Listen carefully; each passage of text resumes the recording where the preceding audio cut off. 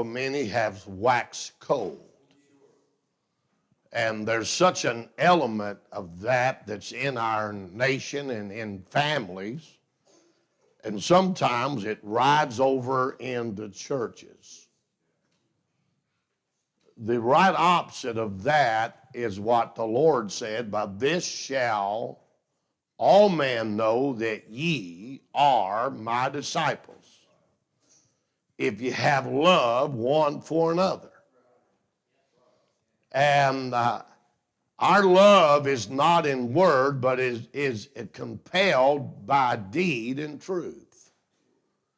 If you have a brother and you see you have need and you shut up your bowels of compassion, how would dwell the love of God in our heart? And so we're not supposed to be overcome with bitterness, malice, evil speaking, clamor, and unforgiveness. We're supposed to be filled with the Spirit, walk in the Spirit, and you'll not fulfill the lust of the flesh. And there is now no condemnation to them that are in Christ who walk in the Spirit. And so as these days have settled on us, we must understand that we'll deal with a lot of craziness. And sometimes I'm not that good of a Christian.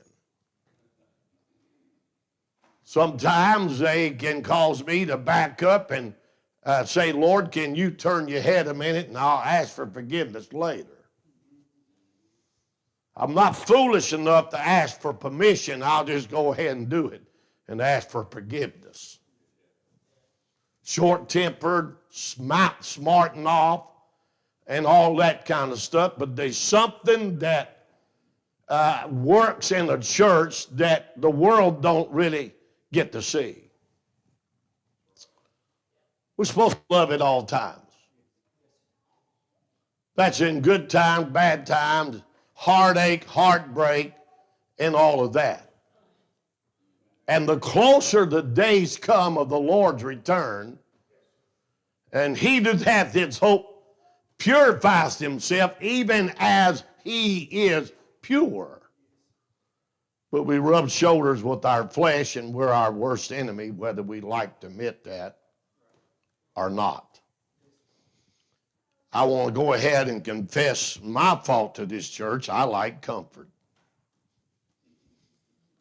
I don't like to be messed with. I don't like people putting sprinkles in my vanilla ice cream. I don't you putting some kind of topping on it. Just leave it vanilla and leave me alone. Don't bring it to me like it's milk. I want it so hard you almost have to use a jackhammer to get a spoon in it. If I wanted milk of magnesia, I'd go get it. I want ice cream.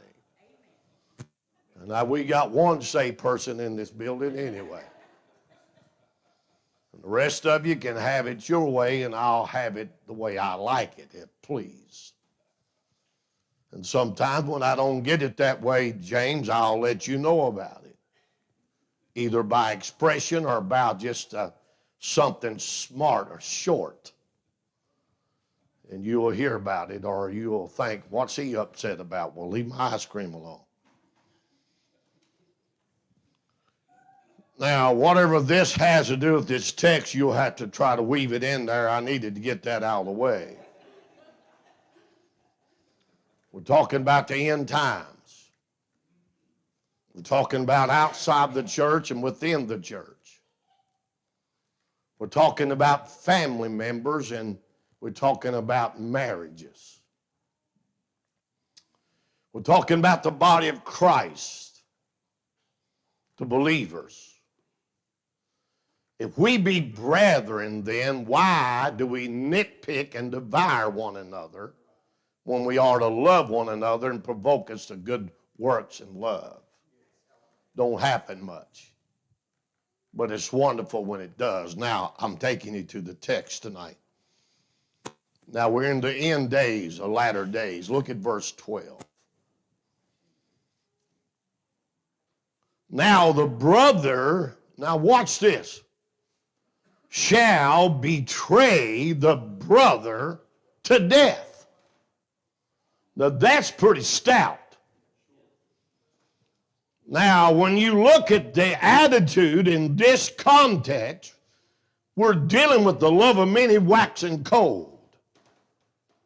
Now, the Bible said, and father the son. How can a father betray his own son? I can see brothers having a bad attitude, but not so far that you want to see them die. I'm going to betray them till they die. Now watch. And children shall rise up against their parents. Does that sound like the days we're in? And shall cause them to be put to death. Now look with me in chapter 14. I want you to notice verse number 10. We're talking about our Lord here. We're talking about the 12 that dwelt among him and labored with him. We're talking about when he was there and breaking bread, and we notify that as the Last Supper. And he said, I got something to tell all of you. One of you shall betray me this night. They begin to look within themselves, finding in their own self that I am capable of maybe, and I don't even know that. And they begin to question the good Lord, is it I? Am I the one you're talking about? Why would they have a guilty conscience?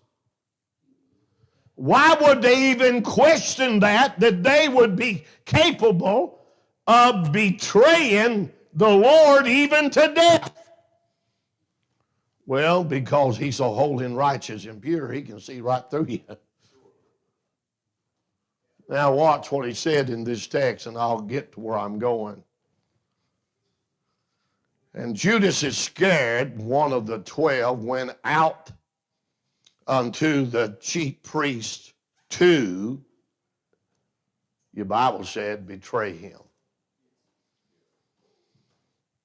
I want to preach on the subject tonight on there is life beyond the betrayal. The overriding attitude of family members, wives, husbands, children, brother. It is a coldness in the heart to which people get so focused on what they want more than how they are to act. We see today that in marriages, it will be a miracle beyond measure if they make it 5 years. We see that there's no commitment, no faithfulness, no dedication. I mean, me and my wife will be married 50 years in January, and I don't know how we made it. She's always messing with my thermostat on my car. Irritates the fire to me. Always trying to find some way or another that she could be kind to me, but she's always questioning me. Did you hear what I said? Well, I only can hear certain things, honey. She said, no, you got selective hearing. I even went and had a hearing test to make sure that was correct. And as they was examining different octaves in my ears, Brother James, when they got to the octave of her voice, them little hairs in my ears was wore down so close, they didn't vibrate no more.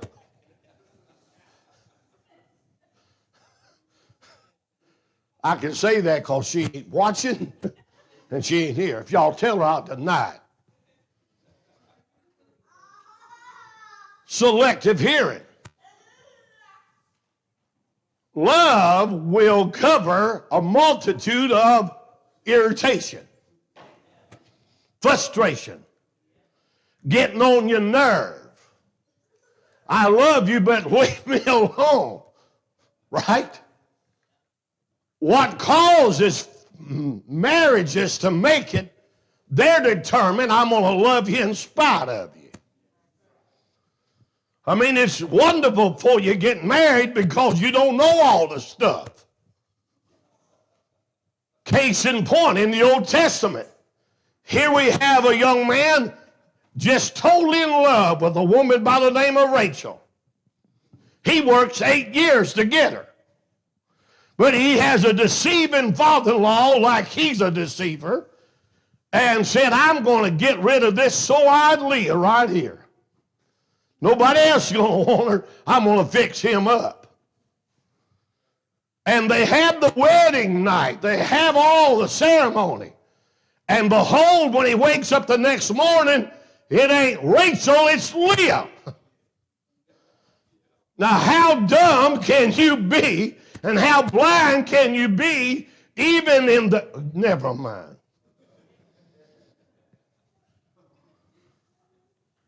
But when all of the false teeth are put in the tray, hearing aids put away, the peg leg put in the corner, y'all hearing me now, wash all the makeup off, and you said, is that who I got? Yeah, you got more than that. You got a whole family. You got in-laws and everybody else that goes, it's a package deal. And my wife had to learn to love her extended family. And she loved them because it was part of me. And I had to love hers. And believe you me, at times it's not easy to love people that gets on your nerves. But we're in a day now when there's no commitment. None whatsoever. Now let's carry that over into the church. How many times have you heard this story? There is a young youth pastor brought into the church. He'll start winning the heart of the people and turning against the pastor and run off with what he thinks is the best of them 5 miles down the road and start a church. That happens all over our nation. Now, if he was committed to Christ, God didn't tell him to do that. If he's committed to the pastoral position, he wouldn't have done such. Because selfishness got in the way, and because his own ego got in the way, there's no commitment. Case in point, look what happened when it come time to ratify the vote. One Christian by the name of Mike Pence took tail and run. He should have said that day, we're going to hold this back for 10 days, find out what's going on. It wouldn't have destroyed the nation. It would have built character in him that he would know that his boss done all he could to make everything right and was good to him. You don't do that when you're in the military because you'll get court-martialed. But here in our text, is there really light beyond betrayal? You said, I've never experienced that. Hang on, you will. And when you really have built a relationship with an individual and put your trust and you give them your heart, the hardest thing you can deal with for them to betray your love and your trust.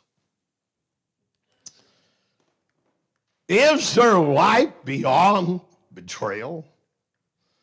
Well, Matthew chapter 24 and verse number 10, the scripture's right. He says that it would happen. Did we not have an old king back years ago by the name of David, recorded in a psalm, in Psalm 55, verse number 6 through 13, it was a very familiar friend. It was a man that he had total confidence in that betrayed him. And he said, I wish I had wings like a dove, I would fly away. Had it been somebody else, I could bear it better. But since it was mine equal, since we went to the house of God together, since we had sweet communion together, how can I bear somebody that is breaking my heart and turned their back and they betrayed me and wouldn't care if I live or die?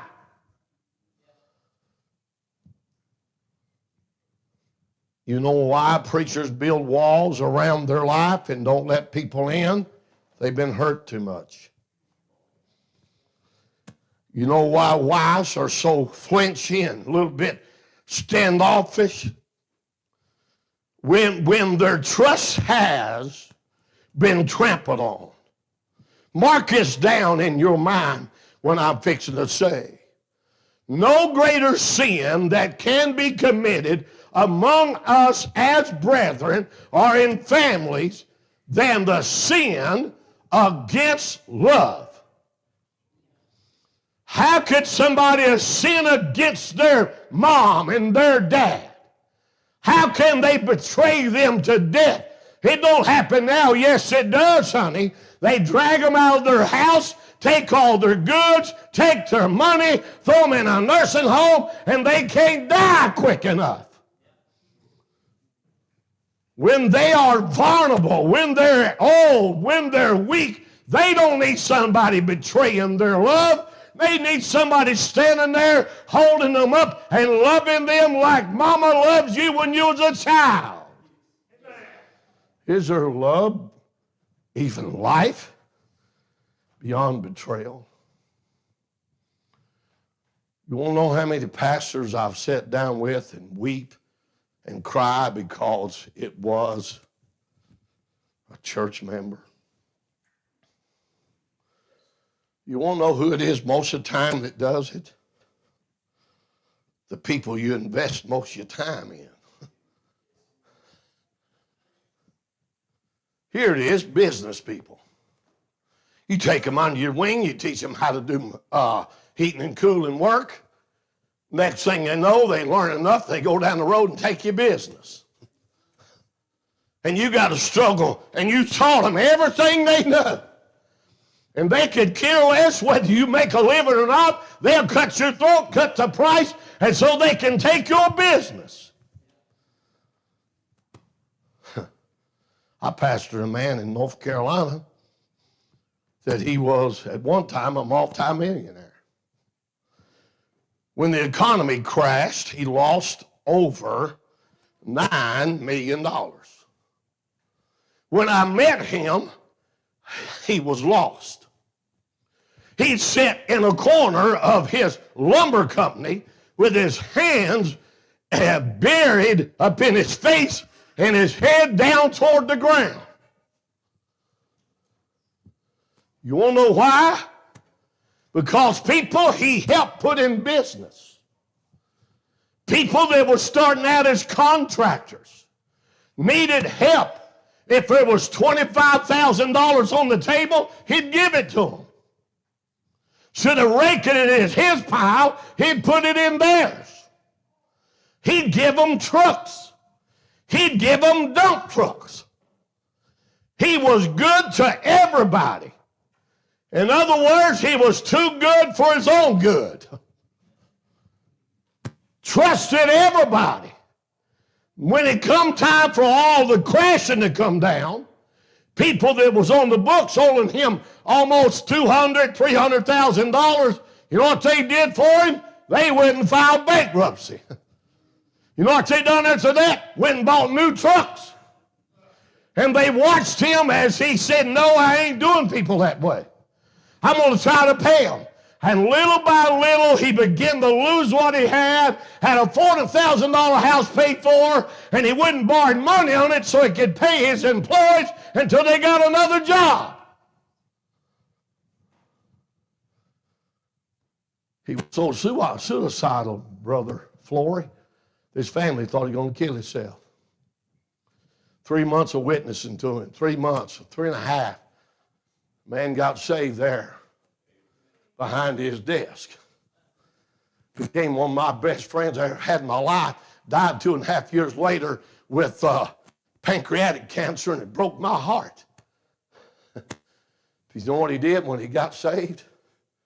He didn't pray out loud, cry in tears. He raised his head up and said, it's over now. I said, what's over? He said, this war I've been having. I said, I didn't know he was having one. He said, every time I seen them people, I wanted to hurt them. I wanted to do everything I could. I'm losing my house, losing my business. My name's been put in the paper, and it hurts me. And my family's had a good name. But you know what I did today? I got saved. You know what I did after I got saved? I forgive every one of them. You know what happened to him? People thought he was on medicine. People thought that, what shrink did he go to? Got up, went through the community, joy, happiness in his heart. He could see that crowd pull up. One guy still had a truck and would never give it back to him. And drive up and see him. He said he can have the truck. They can have all them houses. I tell you what I got Jesus. He ain't never hurt me. I wish I got saved sooner. I tell you, I love him with an everlasting love in my heart, and I want to see him get saved. Son, he was probably one of the most joyous new Christians ever been around my life. We started church in his little carpet room of that big lumber store. He'd come in on Monday morning, and he'd bring his little Bible with him.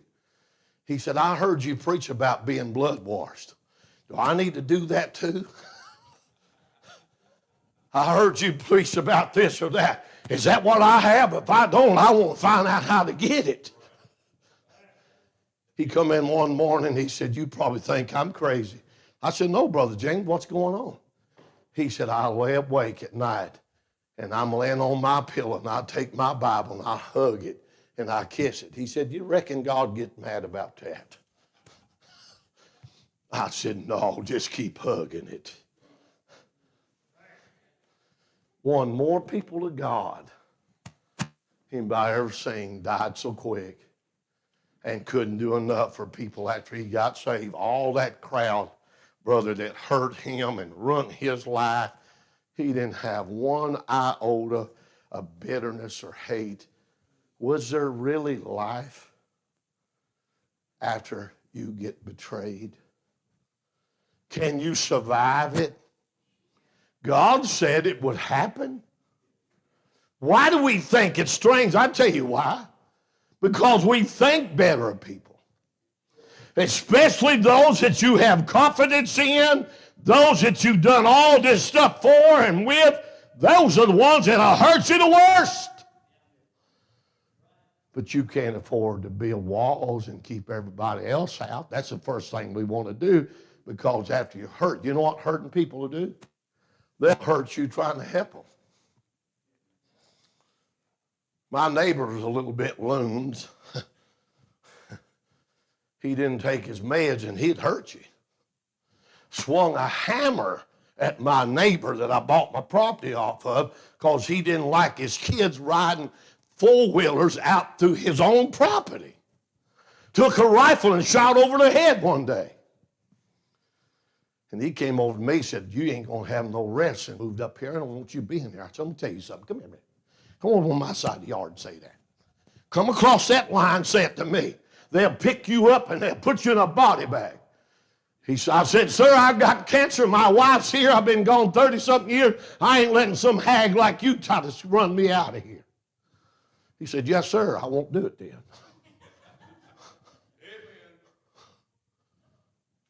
Crazy, buddy. You know what he started doing? Started bringing me food over while I'm building the house. I wouldn't eat it. I didn't have a cupbearer. I said, no. How was that? I said, well, pretty good, I guess. I just so hot I couldn't eat. You can take the rest of it back.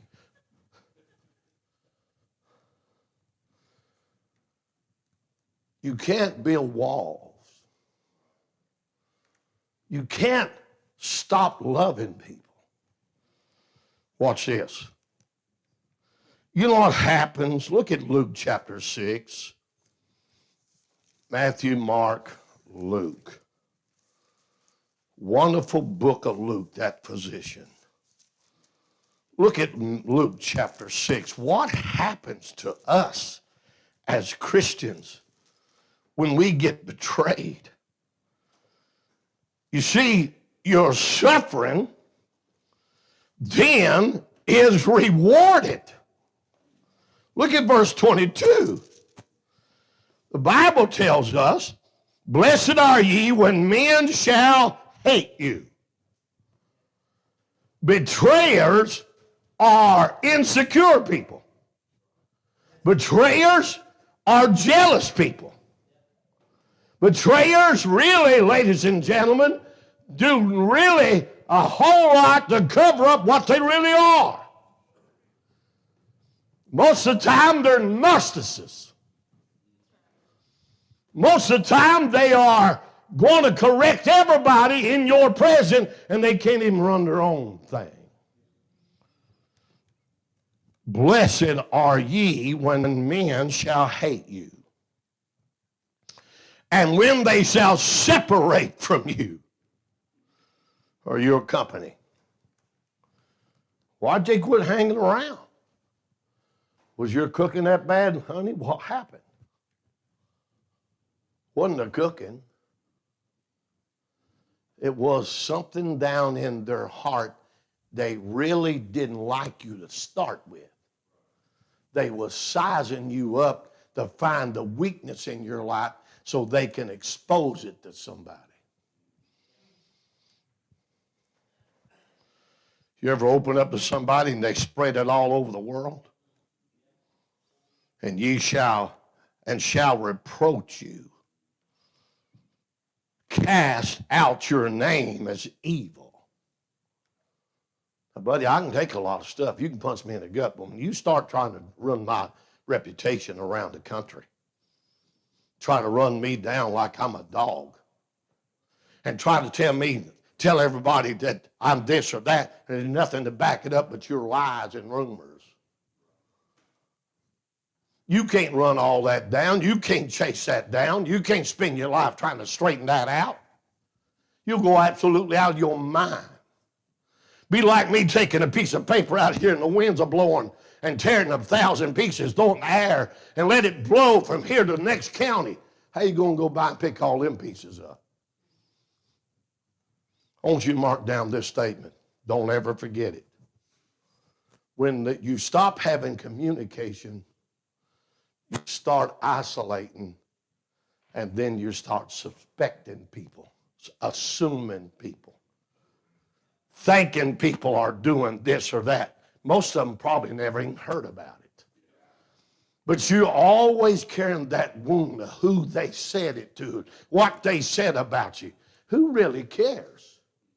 I told a young preacher the other day, when you wake up to the fact and you find out how many real friends you really do have, you're going to scratch your head and say, my God, what have I been doing all these years? Jesus had 12. And when it come time him needing somebody, he took 3. And what, could you not watch with 1 hour? They couldn't watch. When it come time for him to die, Peter denied even knowing him. But John leaned on his bosom and he said, now, look here, woman, behold your son. John, I want you to substitute for me now. You be the son to my mom. I got to go do business. When you wake up and realize everybody you thought was your friend ain't your friend, you have to take a deep breath and realize if Jesus Christ ain't enough, nothing will be enough. 22, look at verse number 23. Now, I've never got this spiritual, what I've tried, I prayed about it. Rejoice ye in that day and leap for joy. Now, here's my leaping now. Whew. That was wide open too, honey. Before I could jump on this pulpit, not today. Leap for joy in your soul and in your heart. Why, brother? Because you was counted worthy to suffer reproach like he did. Was he not betrayed? Was he not lied on? Didn't they not say all kind of things about him? I'm glad he didn't get mad and go back